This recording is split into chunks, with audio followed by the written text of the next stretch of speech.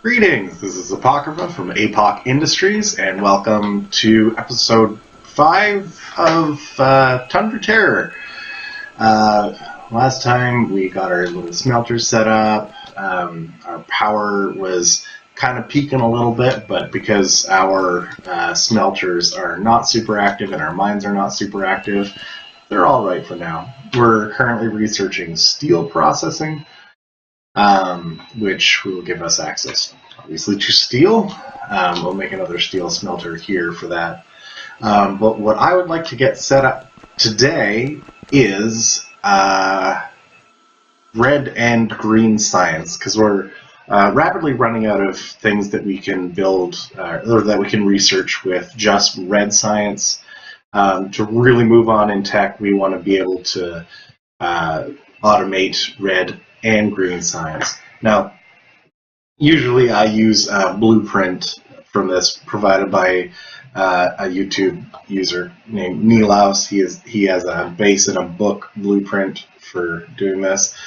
But I'm not going to use that blueprint. I'm going to work it all out myself because, honestly, I need the practice. So first thing we're going to do is figure out where that is going to be. I do want to leave a little bit of room to extend these smelters out a little bit. Right now, these are just like wee babies. We're going to extend these out another 6. 1, 2, 3, 6. So this will be probably as much as I will extend, as we'll extend these smelters here. We will eventually make bigger smelters in a different location once we've decided where a better location is to set up, an actual base. But for the time being, this will be about as big as we get. And we have tons of bricks, so we are going to use them. Oh, we also have a lot of copper ore. Why is that? There we go. Okay, so with that in mind, usually what we would do is have a bit of a bus being a bunch of lines of resources kind of all running in parallel. And then we pull stuff off of the bus so that, for example, if we were to, have constructors building stuff over here while all the resources are flowing, and then, So, that's basically what we're going to set up. It's just a question of how and where. I'm going to maybe extend this a little bit more. And I think what we'll do is have our... I really like to have a road, but this is not well positioned to have a road. Maybe we can slip something in. I suppose we could actually have our bus on this side and build downwards. A lot of trees and stuff, but that won't stop us. Let's do that. So we will come a couple of tiles away here, and this is what we're going to do. We're going to have our bus running along this way, and all of our constructors down here. Great. With that decided, let us do. And we're also still going to remove any rocks that get in our way, because nobody likes rocks. Well, we like rocks for, having stone, but that's beside the point. What we are going to do is make sure that our power poles are going to kind of be set up correctly for how far we want to pull these out. Okay, so this is only going to be the 2 groups. That's fine. We want to have these power poles just be able to cross the street there. also bring this up here just so that it's nicely lined up. There we go. Don't know if we'll actually end up building something down that way, but if we do, there we go. And I'm going to toss some lights in here. Blink, blink, blink, blink. There. So what we will do is essentially have our bus running along here. We're not going to have a lot on this bus. We're going to have one line of iron, we'll have one of copper, we'll have one of steel, and we probably won't even have one of green circuits. Usually we would have a line of green circuits as well, but this is like a super basic bus. The one thing that might annoy some people is that I'm going to be leaving these in because I want the iron closest, because it's the one that we're going to be pulling off of the most. So, without further ado, we are going to pull our iron down, and we ran out of belts. So I guess the first thing we're going to do is get some more belts. More belts. And until we have our production set up on the other side, we're still going to keep grabbing stuff out of here. Our science is actually stalled as well because we ran out of iron here because we weren't paying attention. Doesn't actually use up resources that quickly anyway, but there. Okay, we still have a ton of copper. Can any of these use that? Sure, there you go. Yeah. Okay. So, as I was saying, we are going to belt down our iron this way, and our copper is going to be on this belt here, and that's coming out over here. Oh, we also want this to jump over where we would theoretically have a walking path. Like that. And this is going to go like that. We're going to have to craft a bit more of these, a bit more of these, and there we go. So now we have our copper and iron on our bus. Again, just a very small bus, but copper and iron are all we need to get started. So, like I said, the first thing that I really want to get up and running is science, but I'd also like to replace everything that we have over here. So what I might do first is actually move our like little utility production facilities, like our belts, our green circuits. I'm going to set them up over here. So for that, I'm actually just going to go tear these ones down. That way I don't have to make new assemblers. So we take out our inserters first so that they stop doing stuff. And I see that something has finished researching. What are we going to research next? Let's grab nanobots. It'll take a while to research. Okay, grabbing all this stuff. We're also going to grab all of this stuff.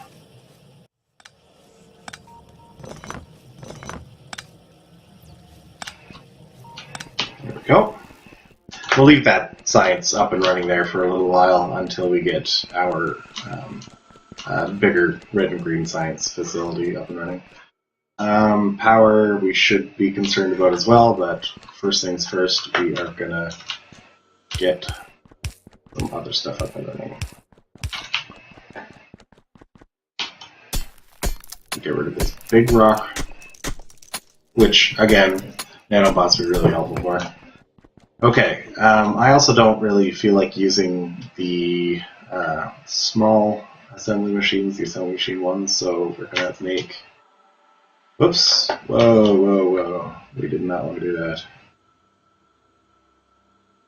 We just wanted to turn the ones that we have into L2. Okay, here we go. So the first thing that we're going to make here is, let's see, transport belts, let's say. So they are easy.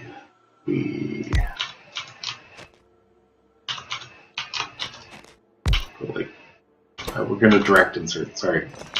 We're going to direct insert this. Can you reach? Oh, of course not.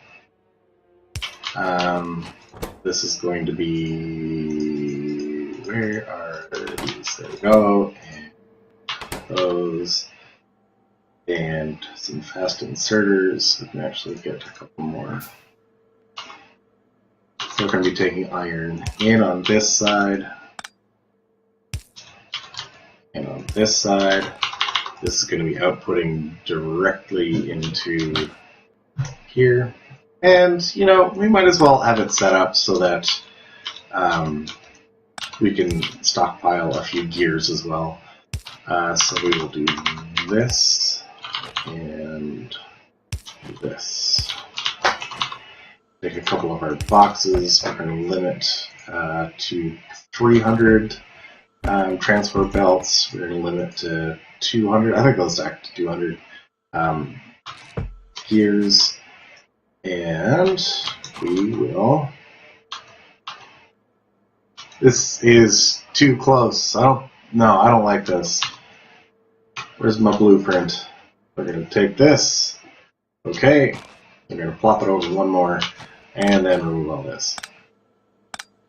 The way that it's set up, I would have to get a splitter here to split down, but that'd be a pain in the butt, so we're not going to do that. But that's okay. We are going to do it this way instead. And we're going to also add in light because it's dark. So, like I said, we are going to have some, not that way, we're going to have iron in. It's the only thing that we need as input here. We'll do iron in. We output gears on this side. The transport belts are going to have first pick at taking those. As they pile up a bit, then we'll start stockpiling a little bit. Yeah, so now all this needs is some iron. There we go. And we'll extend our belt out, our bus out.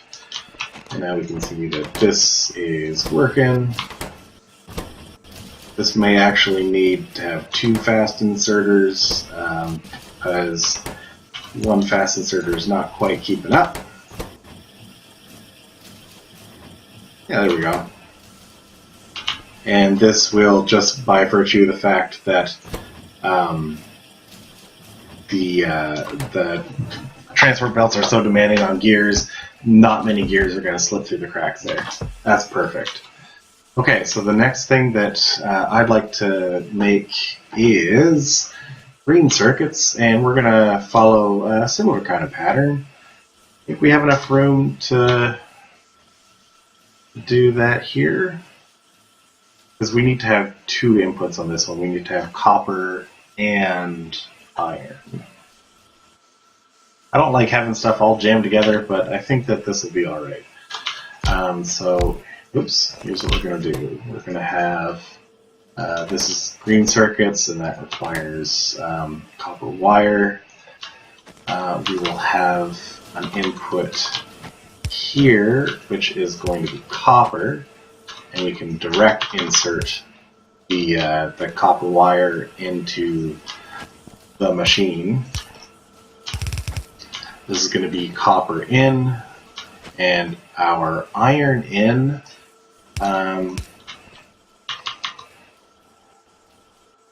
We do that? I don't think we can. I think that we're just going to have to flip this around. Not a big deal. Right here anyway. And this is going to be restricted a little bit. And we'll have the iron coming in here. So there's the iron, there's the copper. That's going to come down. Our iron has to skip over that. And then it'll go here. Extend our bus out. Alright. And this should automate for us some green circuits. Well, I'm also going to set these to output priority so that they are always outputting, excuse me, to the things that are crafting first. So there we go. We got green circuits, we got some gears, we got some transport belts. I'm actually going to take a little bit of transport belts. So that's perfect. We could also theoretically maybe make some inserters. Let's see how that would look. That'd be a nice thing to have because they are also kind of a pain in the butt to handcraft.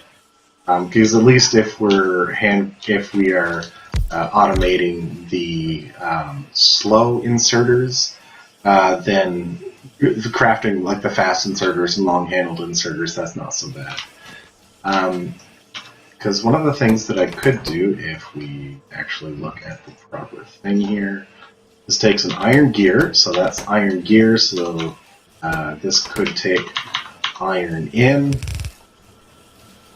This is really going to start taxing our iron, you can see. But we will extend this smelter and it should be fine. If we... let me grab some more iron.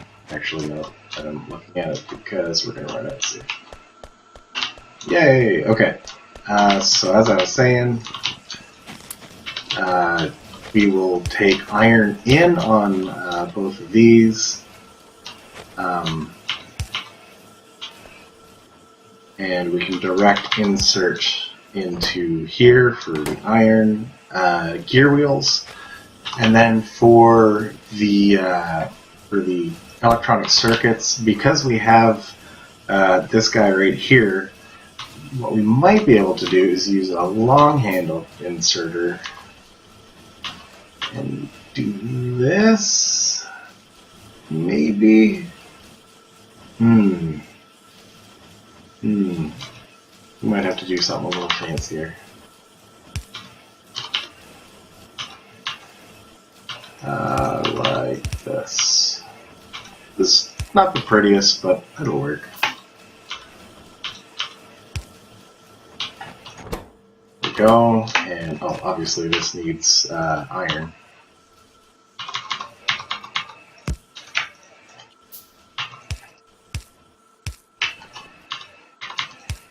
Go. So yeah, in theory that should give us some inserters. Here we go. And this will stockpile kind of preferentially over passing circuits over here until we actually have the circuit network. We can't limit that. Because otherwise we could say preferentially give here, but whatever. What is the hold up here? Not getting enough copper wire. What's the hold up here? It's not coming out fast enough. Well, that's easy. Let's just toss on more inserters. There we go. More efficient. And now we shouldn't have to handcraft these inserters either, which is great. Cool. I'm also going to toss these burner liners in a box and destroy them. Rest in peace, burner inserters. We hardly knew you. How are we doing on the biter front? So as I mentioned in the last episode, the biter expansion is set up to happen anywhere between 4 and 20 minutes, which means that each episode they are going to be expanding at least once, possibly more. which is going to start causing us a problem because we don't have full visibility on everything all the time. But like I said, we will deal with that when we can. Because I've got a bunch of extra inserters and a bunch of furnaces, the last thing that I'm going to do is expand our iron smelter because we're going to need the extra iron when we get to our science production, which I wanted to do this time, but I didn't. That's fine. We'll do it next time. There we go. Now we should be getting a bit more iron coming down our pipe here, and we should have enough iron left over to do some useful stuff. I also need to get ammunition building. That won't take very long. Let's just do that too. Do that right here. Take yet another iron input, and this one will work slightly differently because we go bump bump, go like that, and have a box here. These are going to be making ammo. This is going to be. So this is nice. Now that we have a bunch of inserters we can grab from, we don't have to worry about handcrafting them. It's awesome. And then these are going to go in here, and this is going to get limited to, I don't know, 600. This is going to chew up a lot of iron, but that's alright. So we don't have quite a full belt of iron coming in. But that's okay. It we'll make do. We could also extend this by another couple of units if we needed to. We could extend it. We could double the length of it if we really wanted to. We have the room for it, and we have the mine. Like we have the ore support for it. But in the meantime, that is where we're going to call it for today. The next episode, we will look at setting up science and making sure that our power is up to snuff. So yeah, thank you for watching this episode of Tundra Terror, and I look forward to seeing you next time. Thanks.